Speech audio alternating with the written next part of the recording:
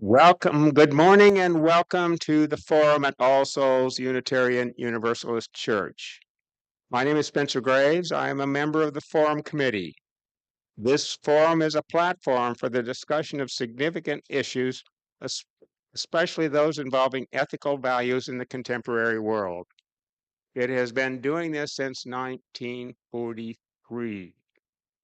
Descriptions of most of these forums since 2012 are searchable at kkfi.org, and podcasts are available for most of those. This program is live streamed on YouTube. Our YouTube audience can post questions in this chat after logging in. Your questions will be asked of the speaker, time permitting. People in the room with me are asked to silence your cell phones. Our guest today is Richard Ned Lebow, Professor Emeritus of International Political Theory in the Department of War Studies, King's College, London.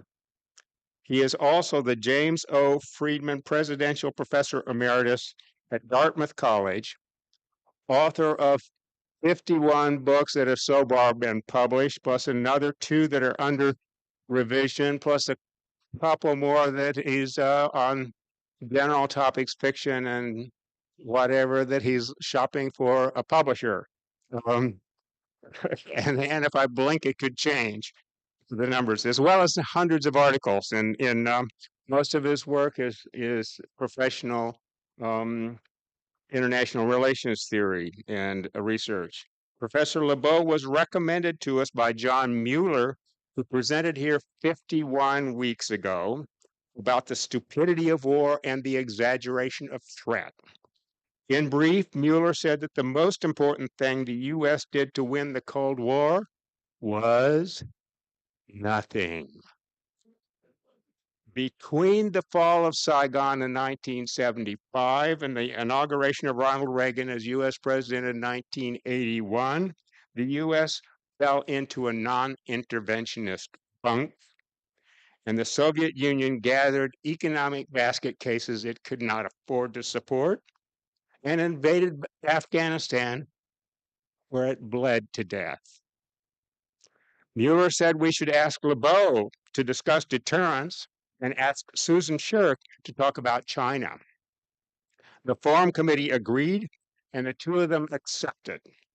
We will hear from Lebow today and Shirk next Sunday. Both of them have recent books about China, and I felt that we'd benefit more by asking both of them to talk about whatever they think are the most important things they'd like to communicate to this audience. Ned will correct me if needed, but I think he plans to talk. Okay, so he's going to talk about both deterrence and his 2020 book with Fang Zhang. He will correct my pronunciation. No, that's very good. On justice and international order, East and West. Regarding the latter, Doug Samuelson, regarding deterrence, Doug Samuelson, who has also addressed this forum, interviewed Ned with me last fall, during which Ned said that a deterrent strategy is as likely to provoke as prevent undesired behavior. So, Ned? Thank you very much, Spencer. It's a great pleasure to join you all today, those of you in the church and those who may be on YouTube. I think it's probably best if I say a few words about my book with Feng Zhang, and then segue into an analysis of deterrence and its problems both in theory and practice, and conclude with both general observations about deterrence, but also its applicability to China. I'm speaking to you from my home in Cortona, Tuscany. It's an Etruscan hill town, which still has its original Etruscan walls running around much of the city. They've been added to by the Romans. And then in the medieval period, there was original wooden side attack. Well, as far as I know, they never succeeded. The Romans conquered the Etruscan territories during the Middle Ages. The town and others were attacked on multiple occasions, and generally some let people in. So a lot of human hours went in carving and placing stone, and its principal advantage are for those who benefit from the tourist business. Let me turn first to my book with Feng Zhang, who is a younger mainland Chinese scholar. We've written 3 books together. He's been a delightful person to work with. He now runs a strategic studies center in Guangzhou, which is upriver from Shanghai. Our first book is called Taming Sino-American Rivalry. We argue that unlike many previous great power conflicts, there really are no outstanding substantive issues between China and the United States, with the obvious exception of Taiwan. That what we think drives the conflict on both sides is nationalism. Each wants to be the top dog. Each is jealous of the other, and each sees what the other is doing to increase its standing in the world as a threat not only to its own standing, but to its security. There is a degree of paranoia on both sides, which is reminiscent of what happened during the Cold War. In this book, we look at the negative role that deterrence has played as practiced by both sides. As in the Cold War, it has provided, quote, evidence for right-wing forces in both countries to argue that what the other superpower is doing is not defensive in nature, but offensive, and requires appropriate responses on our part.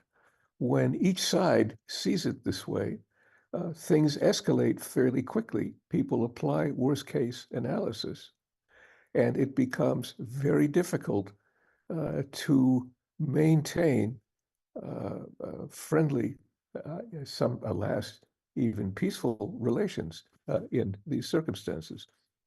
Feng and I asked ourselves what could be done, and we argued, and I'll come back to this in my conclusion, that over-reliance on deterrence has had poisonous effects in Sino-American relations.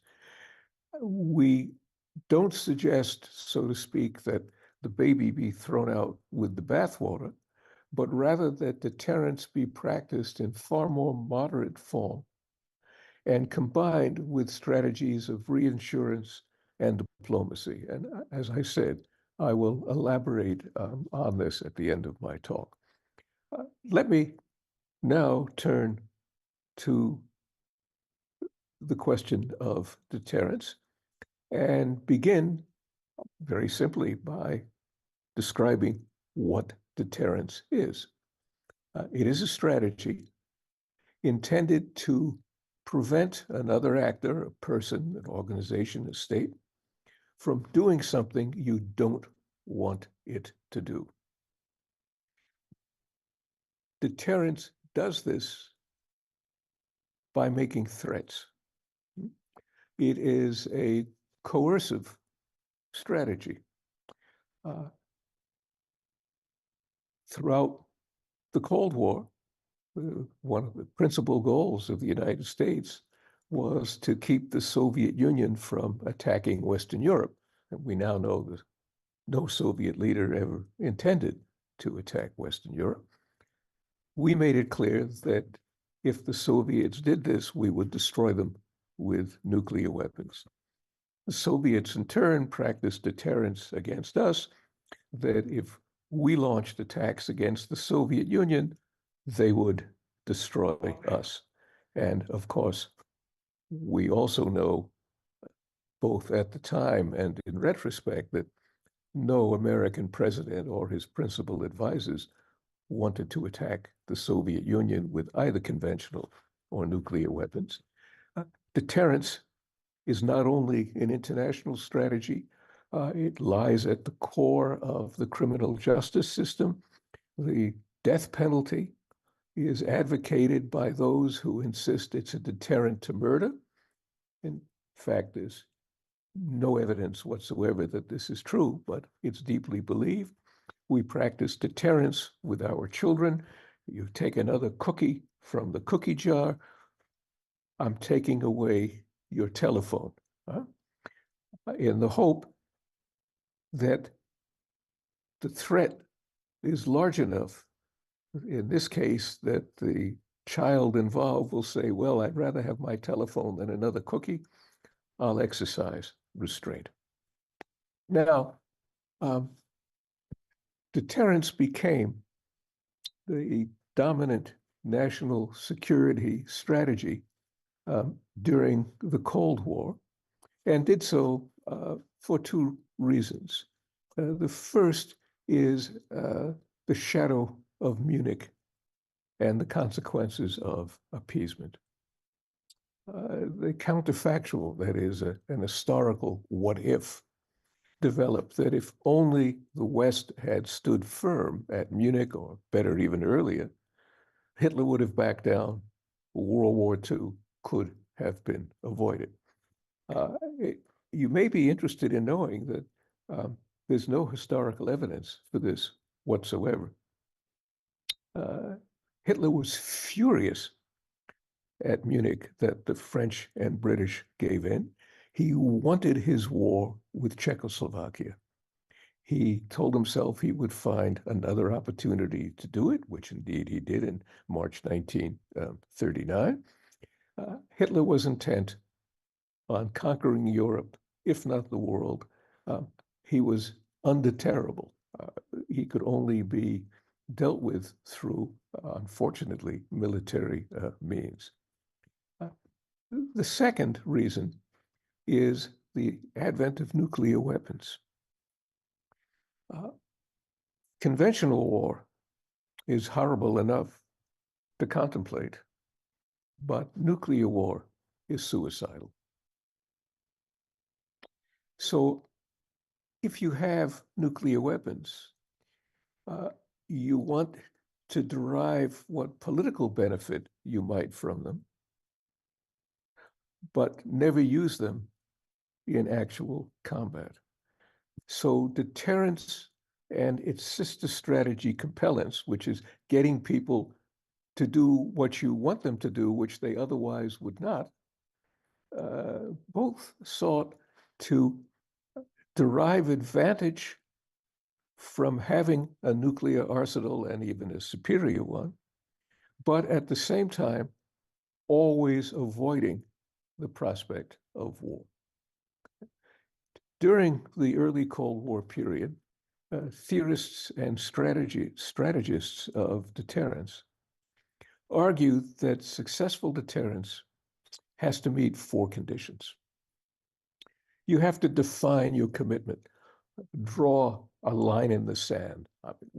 What is it that you don't want somebody else to do? For John Kennedy, prior to the Cuban Missile Crisis, it was the Soviet Union not putting offensive weapons into Cuba. Secondly, you have to communicate this commitment to a possible adversary. They have to know just what it is you don't want them to do. Thirdly, you have to have the military capability either to prevent them from doing it or to seriously punish them if they do. And finally, and for deterrence theorists, most importantly, you have to demonstrate your resolve to carry through on your threats if the other side behaves in the manner you've described as unacceptable. Credibility for theorists was always the big issue.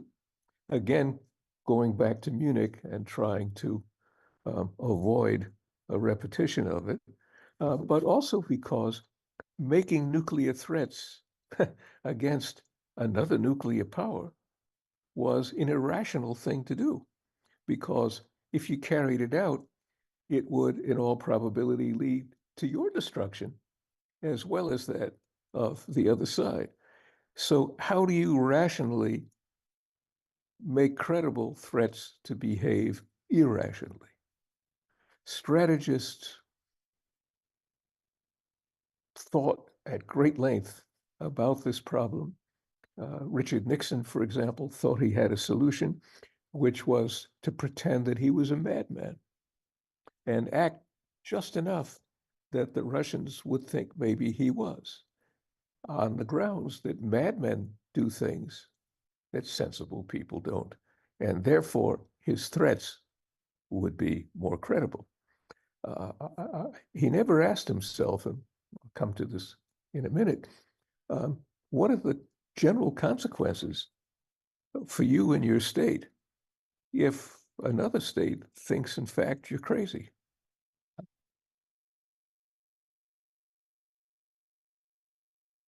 Of deterrence. And the mechanism through which it works is threats, their communication, the military capability to defend your commitment or to punish those who cross your red line. Now, the historical record for deterrence is not very good. That's how I initially made my reputation in the field. I wrote the first combination empirical theoretical critique of deterrence, work that I did over almost a 10-year period in the 1970s, in which I constructed a data set of cases in which deterrence was practiced from 1898 up through 1967. And I asked whether the would-be deterrers had met the four conditions of deterrence: defining commitment, communicating it, having the capability to defend or punish, and doing their best to make it credible. To my surprise, I found out that in most of the cases that could be described as deterrence encounters, the would-be deterrer had done exactly what the theorists of deterrence say they should do. Yet their commitments were still challenged, and in some cases, as in 1914, led to wars. How did this happen? At the time, I was a believer in deterrence. I was a young scholar, and I had imbibed from my teachers and others the dominant views of the field and of international relations. So I struggled to make my data fit my conceptions of how the world worked. Couldn't do it. And then one day, actually in the handball court, I had this epiphany that the problem was not my data, the problem was deterrence theory, that it was flawed. And I then switched the focus of my research and asked, well, why is it that deterrence failed? And I came up with political and psychological reasons. The first and perhaps most important of these is the hidden assumption of deterrence that an adversary undertakes a rational cost calculus before acting. As what are the possible risks and costs of doing this? What are the gains? And only acts if the gains are seen to offset the losses. In many of these cases, nothing of the sort happened. The initiator acted in preconceived, even emotional ways, didn't attempt to gather and assess the information and intelligence, didn't discuss it if what they had openly with other leaders. So in a way, they were undeterrable. Two fairly recent cases in point, consider the decision-making procedures of the Bush administration before it invaded Iraq. Well, and I'll come to the reasons why in a minute, but we well know that it paid little attention to the possible consequences of the invasion when it was given negative information. It refused to believe it. When it was given questionable information about Saddam having nuclear weapons, it believed it. It never asked itself what it would do after occupying Baghdad, other than taking control of the oil ministry. An even more recent example is Vladimir Putin invading Ukraine, sending in forces who are not even told actually what they're doing until the last minute, who are not trained to do it, on the assumption that the Ukrainians would either welcome them as liberators, or if not, certainly not oppose their invasion.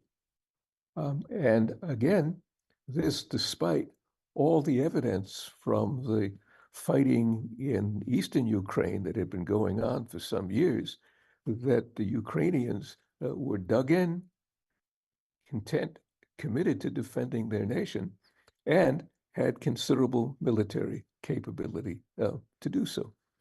When you're trying to deter leaders like this, it's not a very successful business.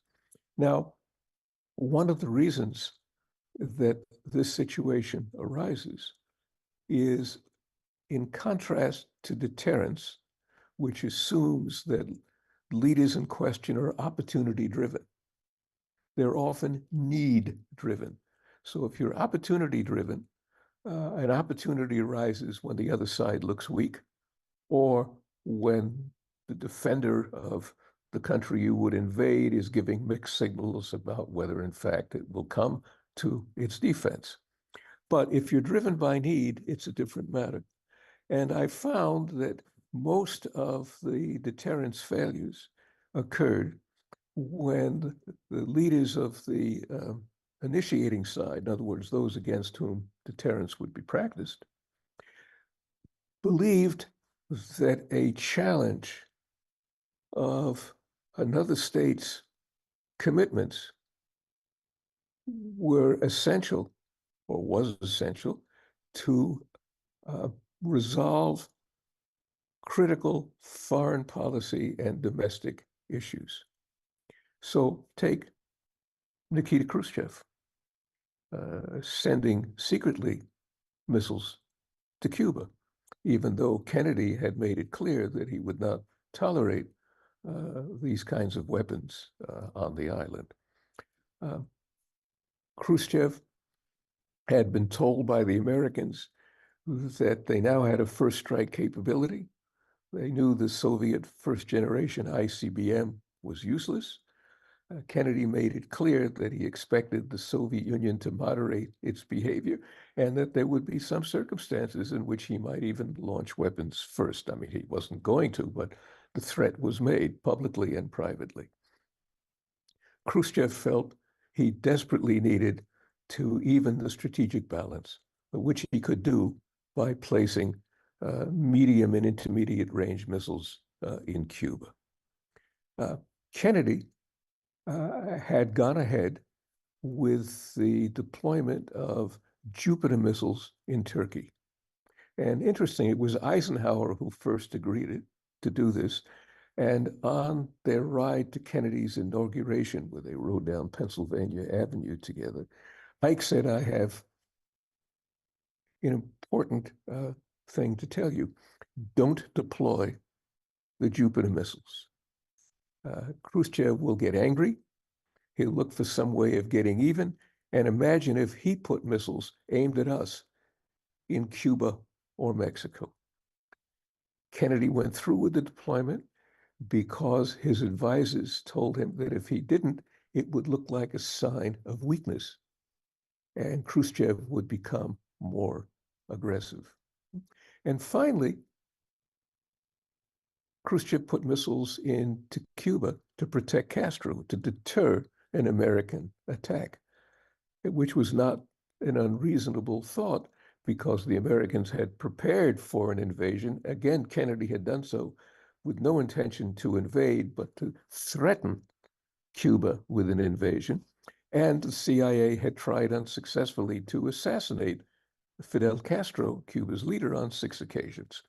So both sides practiced deterrence, and their tit-for-tat practice of it created an escalatory spiral that culminated in the most war-threatening crisis of the Cold War. Now, the other problem, or the next problem with deterrence, is, as I said, it requires a manipulation of another actor's cost calculus. Well, cost calculi are often opaque. We don't really know what goes through the minds of other people, especially if they're different countries, political systems, different cultures. And the consequences of our actions, therefore, can be hit or miss, as they were with Kennedy and Khrushchev. Each thought its behavior was moderating the other, when in fact it did the reverse. Pearl Harbor provides another example of this. The United States and the Western powers imposed an oil and strategic minerals embargo on Japan. The Japanese Navy, as a result, was going to run out of oil within 6 months. The Japanese military, therefore, concluded that it was now or never. If they didn't go to war against the United States, they wouldn't be able to, and the US would then walk over them. This way, they at least had some chance. So here too, the attempt to deter through this embargo was the act that actually brought about the decision for war in Tokyo. And let me add that this is not a problem that is limited to deterrence and coercive strategies. If we talk about carrots and sticks, deterrence is clearly a stick, but let's look at carrots, and I'll give you an example where it has the same exact problem. Some of you will know about Nord Stream, which is a pipeline that supplies natural gas from Russia to the West, most notably to Germany. Foreign Minister Gerhard Schröder and other Germans were keen to do this because they reasoned that it would moderate Russian behavior by integrating them so tightly in the Western economy. They would become economically dependent on this kind of trade. Putin went along with it because he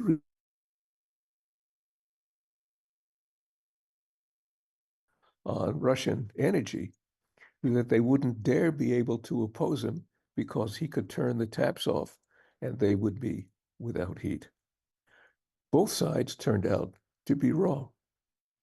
Involving Russia in the Western economy did nothing to dissuade Putin from attacking Georgia, the Ukraine, occupying Crimea.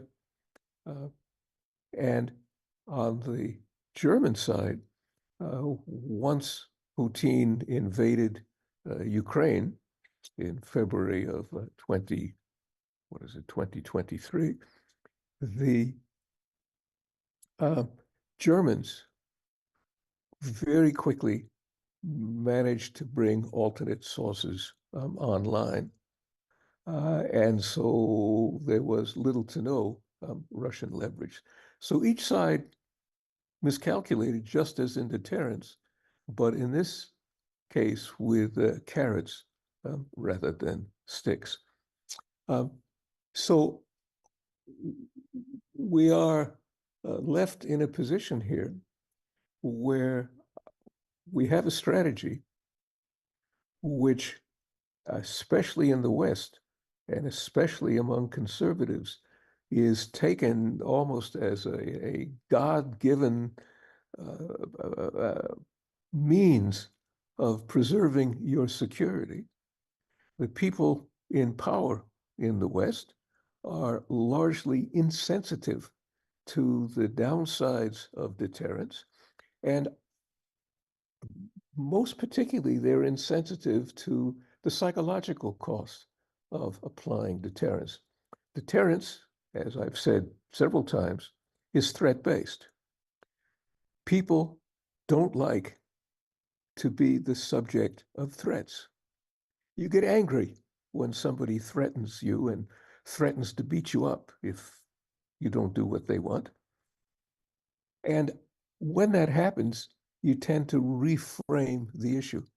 Whatever substantive disagreements you may have had with it,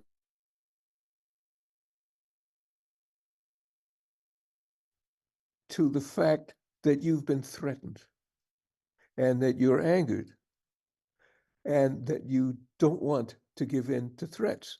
There's also a strong rational reason not to do so, because people convince themselves, often correctly, that if I give in to this threat, I'm going to look weak. New demands will be made against me that will even be greater than this one. So best to say no now. So this psychological reframing is critical, and the people who practice deterrence are generally insensitive to it. So we have the situation where deterrence is confirmed ahistorically, tautologically. People are convinced it's what ended the Cold War, and nothing could be further from the truth. It prolonged it. Nuclear weapons and nuclear arsenals were developed in response to a conflict that arose over the divisions of territory in Europe at the end of World War II. By the time of Helsinki in the 1970s, that territorial conflict was resolved. There was a clear dividing line in Europe between Soviet-influenced countries, American-influenced countries. Each side, in writing, recognized the other's existence, had diplomatic relations, and agreed to respect the status quo. However, the Cold War continued for 10 to 15 more years, and it did so because it was over weapons deployments and the weapons themselves. So what initially was a consequence of a conflict became its central cause.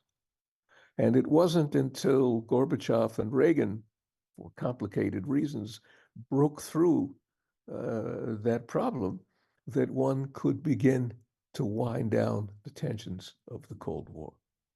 Now, in conclusion, let me suggest that deterrence does have a place in international relations, but we need to be very careful about against whom we apply it.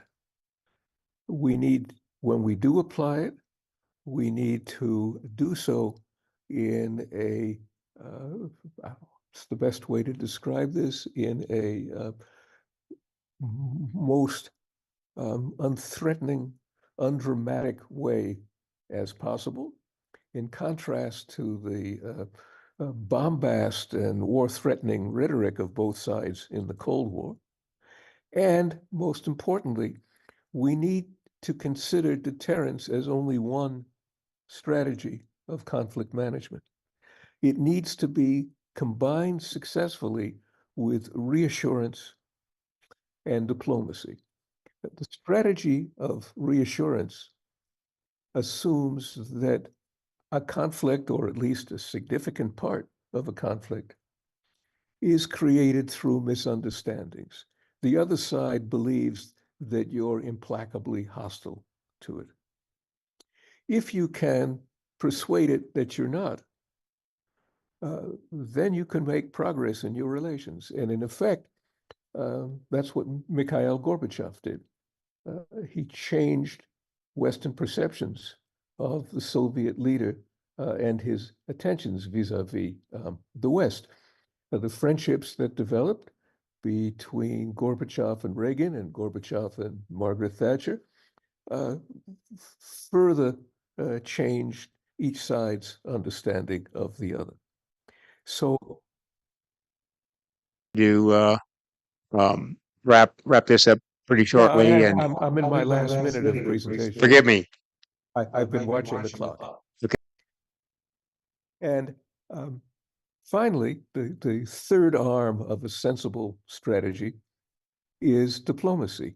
And to use diplomacy to resolve outstanding disputes or finding ways of living with them that don't raise tensions. And alas, neither China nor the US have attempted to do this. They've relied much more on deterrence than either reassurance or diplomacy. And when they've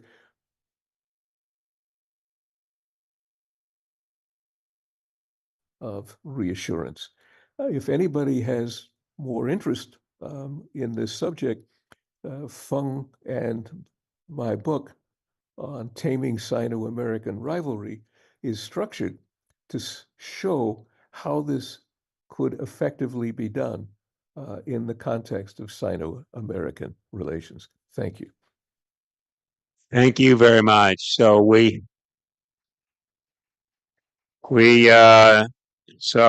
going to now collect donations to cover our costs, and instructions for how to donate online should appear in the chat. I believe Renee is going to put that right now. Checks can be mailed to All Souls Unitarian Universalist Church, 4501 Walnut Street, Kansas City, Missouri, 64111. Please mention the form in the memo line of your check. You can also go to allsoulskc.org and search for contribute. If you have a question, please come over here to my right and line up over here. Speak clearly into the microphone. People watching by YouTube Live should be able to put questions into the chat. One question per person, please, until everyone has had an opportunity to ask a question. No speeches, so we can make better use of Professor Lebow's time.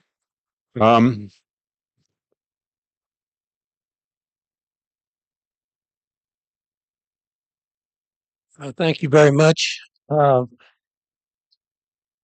We have right now a situation in the world that you're very familiar with Taiwan and Ukraine. And if I was in either place, I would not want to be dominated by the people trying to take over, which is China and particularly Russia. In Russia, we have a person who it's obvious thinks he has a sacred duty to reimpose the domination of what he calls Mother Russia. So how do we handle that, particularly in the situation with Russia?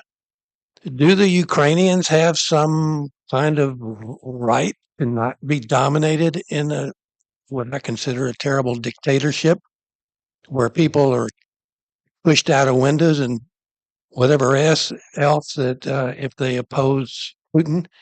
So, what kind of advice would you give in the situation we find ourselves in?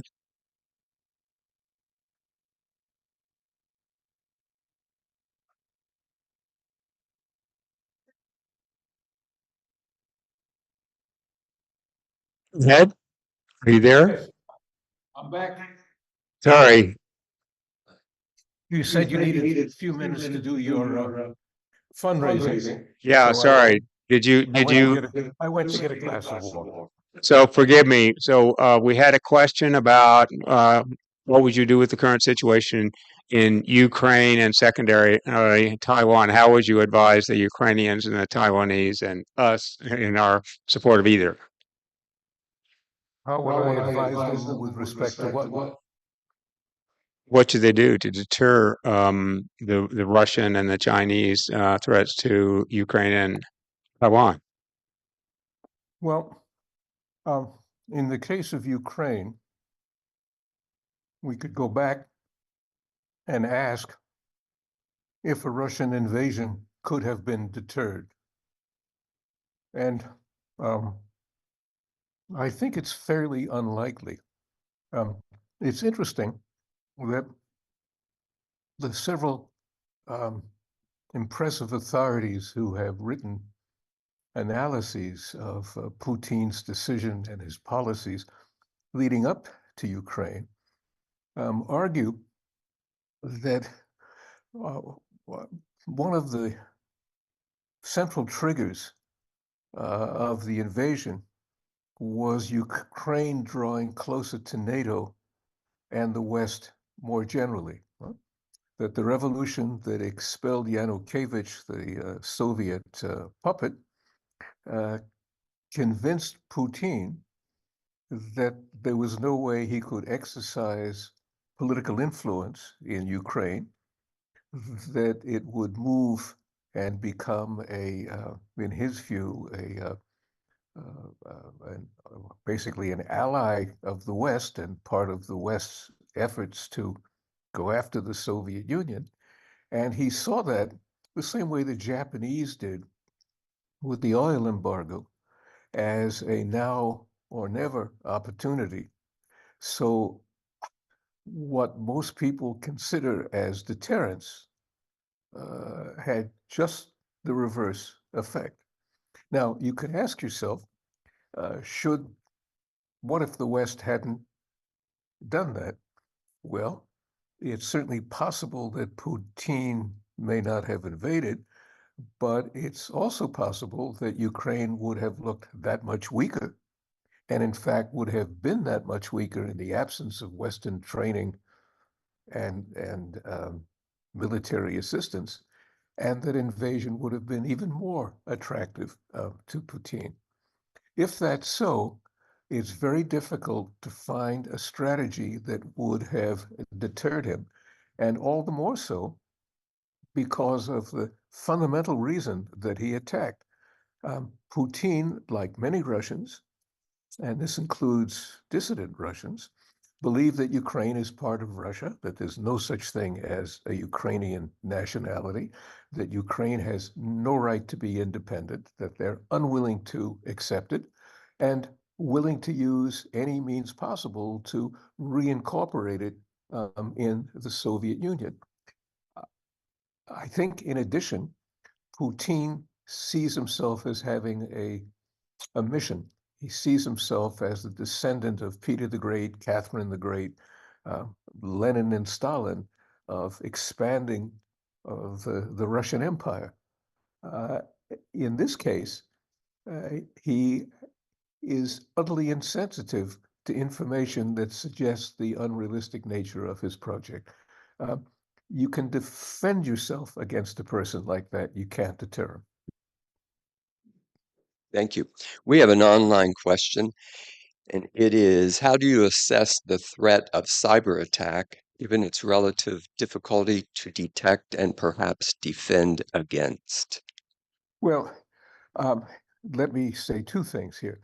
First, I'm not an expert on cyber warfare. It's not what I have studied or written about, so I'm probably the wrong person to ask the question.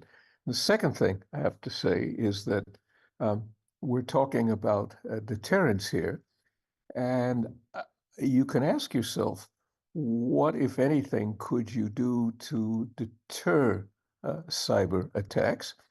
And here you could make an analogy that deterrence would consist of saying to Russia or China, you conduct cyber attacks or you interfere with our electoral process, we're going to retaliate in ways that will make you pay a bigger price. But here too, you have to ask yourself if by doing that, you're going to make these attacks less likely or more likely. And what I read in the newspapers is when there's discussion of deterrence of this kind, people only ask what they can do to damage the other side. They never ask what might be the consequences. Would it make things better or worse? My sense is that the best strategy with cyber warfare is to make your systems redundant and do the best you can to protect against it. Okay, thank you. Here's a question that I have. Have you read the book Spies by Calder Walton? No, I haven't. Okay, it won the Political Affairs Book of the Year award last year. But what I'd be curious about is in it, he talks about what you mentioned earlier, the Reagan, Gorbachev, Thacker relationship, and talks about how part of what happened there was that the Soviet Union believed a nuclear attack was not necessarily in the works, but quite possibly could happen from the United States. And that was also part of what moved Gorbachev. Have you heard any comment Well, about that? yeah, I think the author is referring to the Able Archer exercise, which was a command exercise that did involve an imaginary attack against the Soviet Union. The Soviet Union monitored this in real time, and many of those doing it believed that Reagan was actually ordering an attack against the Soviet Union, that this was a kind of frightening episode. Uh, so, yes, uh, Abel Archer did influence people, but it was only one of many, many things that did. I'd be very careful about exaggerating its importance.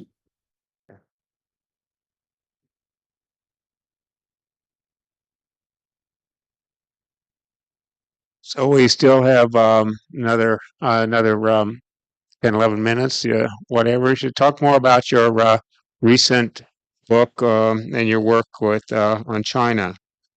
Ah, With well, the most recent book, which is awaiting a second reviewer at Oxford University Press, who has published the two other books I've done with Fong. Actually, I should mention the second one as well. The second book is on justice and international relations. And the first question it looks at is how similar and different are Chinese and Western conceptions of justice? And it's very clear that in both countries there are a range of different ways of understanding these problems, but in both, all come down to questions of equality and fairness. Equality meaning roughly that everybody gets an equal distribution of whatever counts. And the older principle of fairness is that those who contribute the most get the most rewards.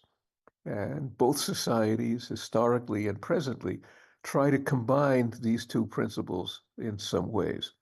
And what we discovered is though the dialogues are packaged in very different languages, East and West, that they're not all that dissimilar, and the real differences exist within these cultures rather than between them. So there are many pathways for discussions based on very similar understandings of what justice is. Second part of the book argues that the current international order, if you can even call it an order, is very weak and fragmented uh, because it is not accepted by so many actors. The US carries on a great length about the so-called rules-based order, while it violates these rules every day to its own advantage, as do the Chinese and everybody else. And we ask, might it be possible to construct an order drawing on widely shared principles of justice that would provide almost everybody with incentives for playing by the rules of the game? That's what that book is about.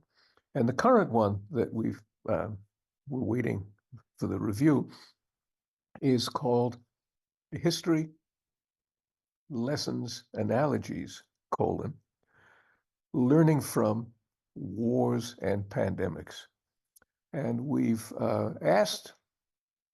we've noted that people think by historical analogies, and that foreign policies and healthcare policies are often made by analogies to the past and what has been learned from former situations. And that lessons, once entrenched in a society, not only influence policy, but they influence how you think about the world and what kinds of lessons and policies you think more generally make sense or are feasible.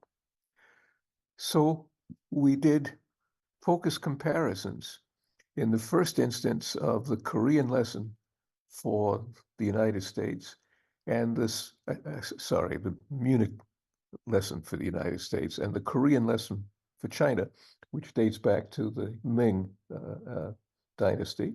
And then we looked at how both sides responded to COVID. And here, of course, learning took place on three levels. When a new virus appears, you don't know anything about it because you don't have enough data to assess its infectivity or lethality. So you have to make analogies to other situations, Spanish flu, SARS, HIV, to see what you should do now because you just can't wait and do nothing. Then gradually you get more information. You have to ask yourself, were these previous situations relevant? Did we apply the right lessons? And if not, you then have to think through what you're learning from this pandemic, and then finally what it will tell you about preventing or treating future ones. And the book, therefore, has, we think, important policy implications, but it also tells us more generally about why some lessons get learned and others don't, why some lessons get entrenched in cultures and others don't, how lessons evolve, and finally, how they lose traction. So that's what I've been up to of late. You have another question from online. In response to deterrence not being all that effective, do you have thoughts about appeasement and if it would be effective related to Ukraine and Taiwan? Well, it's sort of interesting. Um, Winston Churchill, who's most famous for the Munich lesson and for castigating the guilty men of Munich, never rejected appeasement as a policy.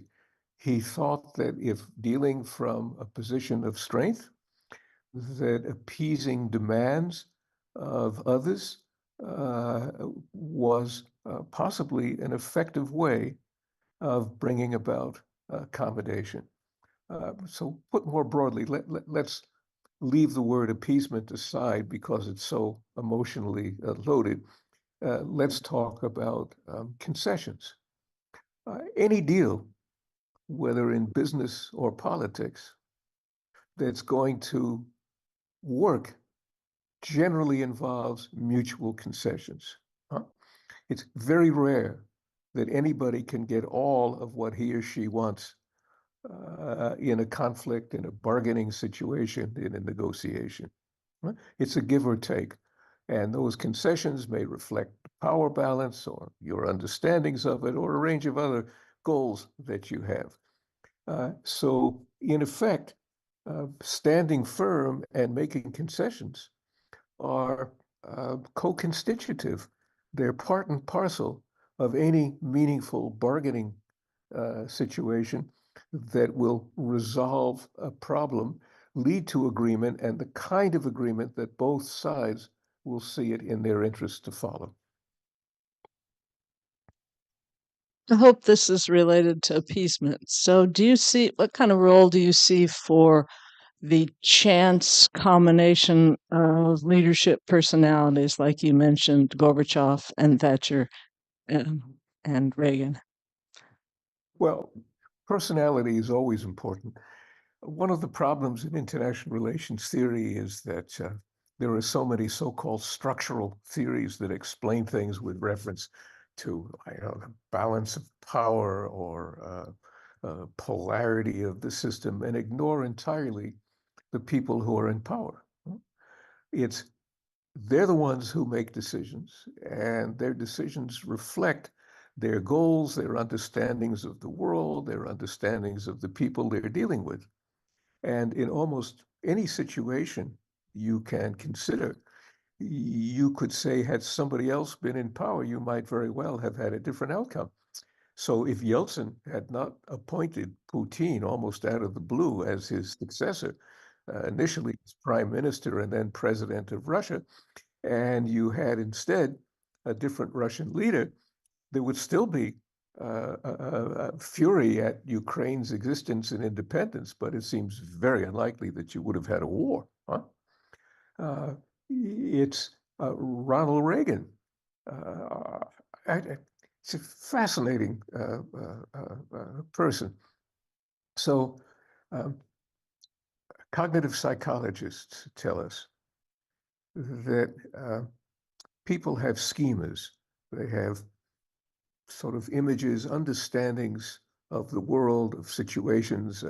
We all have schemas. I ask you, I say the word tree, and you'll associate it with something that has a trunk, branches, leaves. You'll have a generic picture of it in your mind, a schema. And psychologists have found that the richer, more detailed, more robust the schema, the more resistant it is to change. Well, Ronald Reagan, how shall I put this politely, was not the most sophisticated person. Do I have time to tell a war story?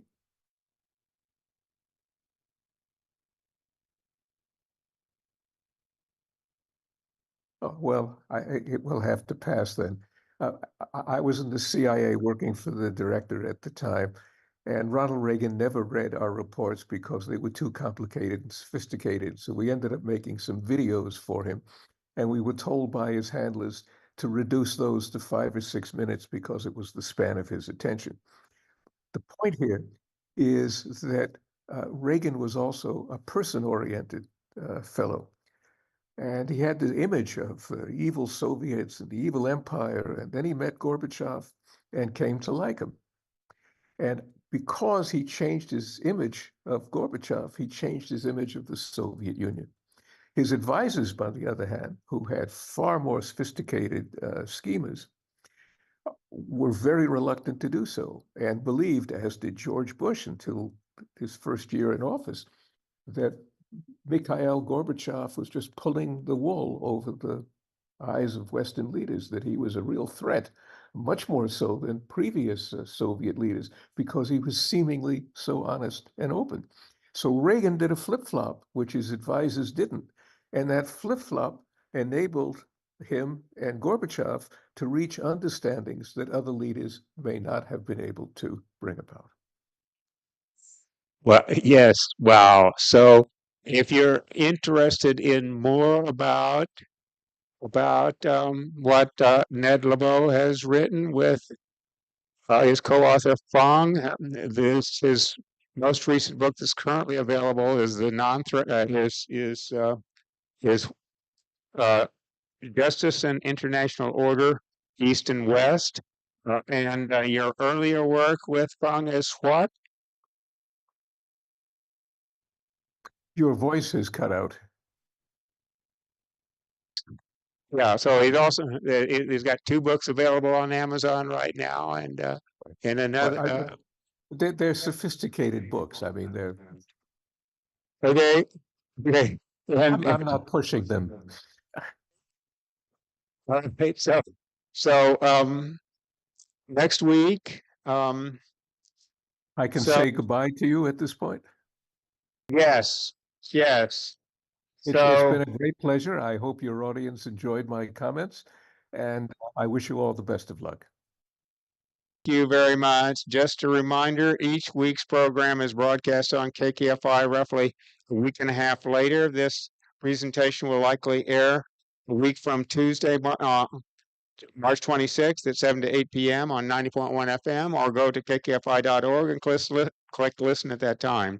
If you want to share this with others, invite them to search for the forum at All Souls Church YouTube channel at allsoulskc.org, or after 8 p.m. March 26th by going to kkfi.org, then click News and Public Affairs, then All Souls Forum. And then you can find this episode. A podcast should be available at that link shortly after 8 p.m. Next week, Susan Shirk will discuss Chinese politics as documented in her 2022 book, Overreach, How China Derailed Its Peaceful Rise. Shirk is a professor of the School of Global Policy and Strategy and Director Emeritus of the University of California Institute on Global Conflict and Analysis. And you are all invited to stay for services, which begins in the Bragg Auditorium at 10:45, or via the All Souls UU Church KC YouTube channel at allsoulskc.org. Thank you all very much.